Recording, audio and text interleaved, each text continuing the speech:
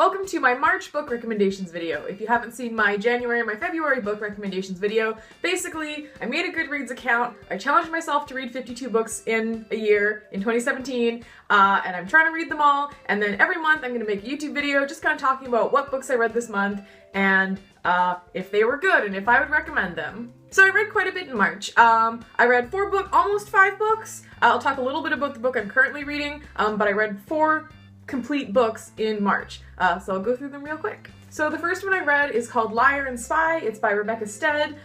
It is a middle grade novel, so it's kind of like aimed at 9 to 12-year-olds, kind of. And if you're not really into books aimed at younger kids, then it's probably not for you. It is quite short, it is quite simple. But if you do enjoy books written for younger kids, this is a very good one. It's very well written, very cool. My friend recommended it to me, and she was right, it's very good. The general premise is basically this kid named George moves to a new apartment building, meets a kid named Safer who has a spy club. They start a spy club, or they start doing the spy club together, and then they're like they're like investigating this guy called Mr. X, who Safer says might be a murderer, and that's the general premise. I know it sounds very tropey. I know there's a lot of middle grade novels that are like spy clubs, detective clubs, solving mysteries, which I really liked when I was younger. I loved Encyclopedia Brown, I loved Jigsaw Jones, I loved A to Z Mysteries, like those were all books about kids solving mysteries. But the really cool thing about this book is it totally like deconstructs that trope. Like I don't want to tell you what happens at the end because it'll ruin it, but it starts out with that kind of like kid solving mysteries trope. It turns into a real like character study. It has a lot of depth. It's really good for a middle grade novel. So if you're into that kind of thing, I would recommend it. I gave it 4 stars on Goodreads. It's quite good. So the next book I read is actually not fiction, it's nonfiction. It's called Buffering, and it's by Hart. You might know her. She is a YouTuber. She makes a YouTube series. Well, she makes a lot of stuff on YouTube, but her main thing is called My Drunk Kitchen, which, despite the name, is very wholesome. And she's really one of my favorite people on YouTube, one of my favorite creators in general. She's very funny, she's very nice, she's very interesting. She's just a really great person. Honestly, a huge inspiration for me as a person. I love Hart.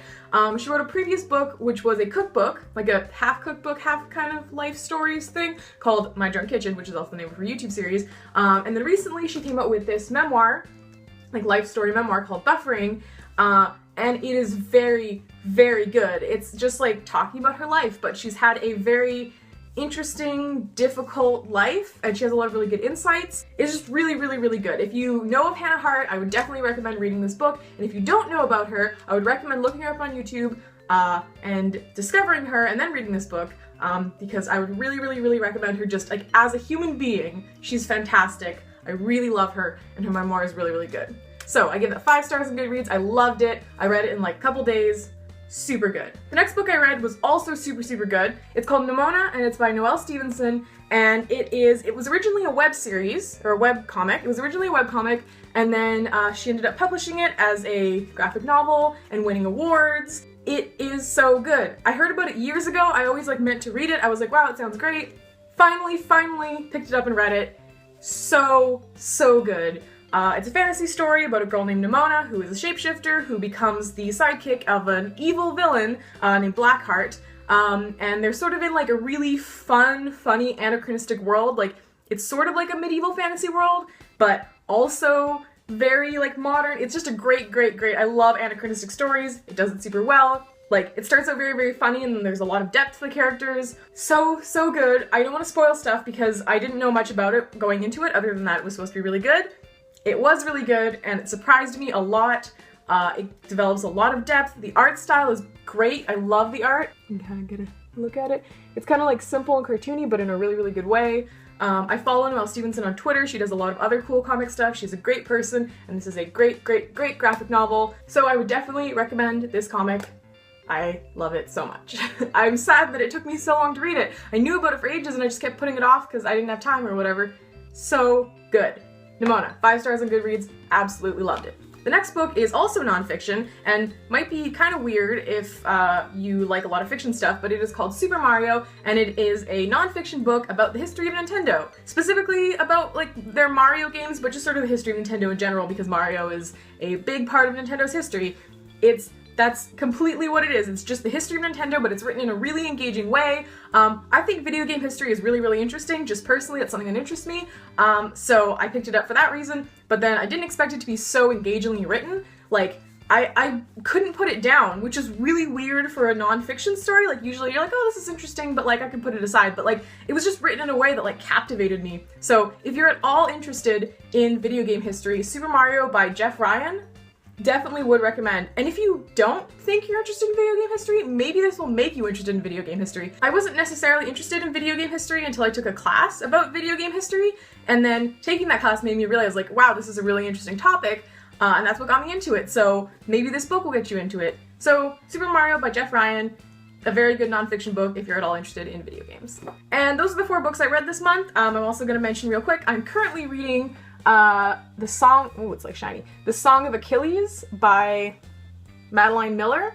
I'm not quite done it, so I'm going to review it properly in my April video, but I just want to mention I'm reading it now, it's quite good. So also recommend this, I guess. I haven't finished it, but good so far. So, these are my 4 books. They're all good. I would recommend all of them. They're very, very different. Like this is for kind of younger kids. This is a nonfiction book, like memoir. This is a comic. And this is a nonfiction book about video games, so a lot of variety, but all good. They're kind of all like blue too. They match in color scheme.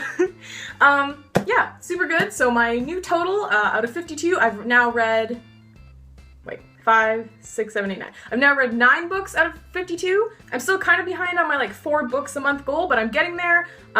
So thank you for watching. If you want to see more book recommendation videos, you can subscribe. I'm gonna make these every month. I also make lots of videos about video games and Homestuck and anime and just stuff that I enjoy, so you can subscribe for that as well. And in the comments, let me know if you read any of these books and if you liked them, or if you're going to go read them now that I've recommended them. You can also become friends with me on Goodreads, and you can see what I'm reading and I can see what you're reading.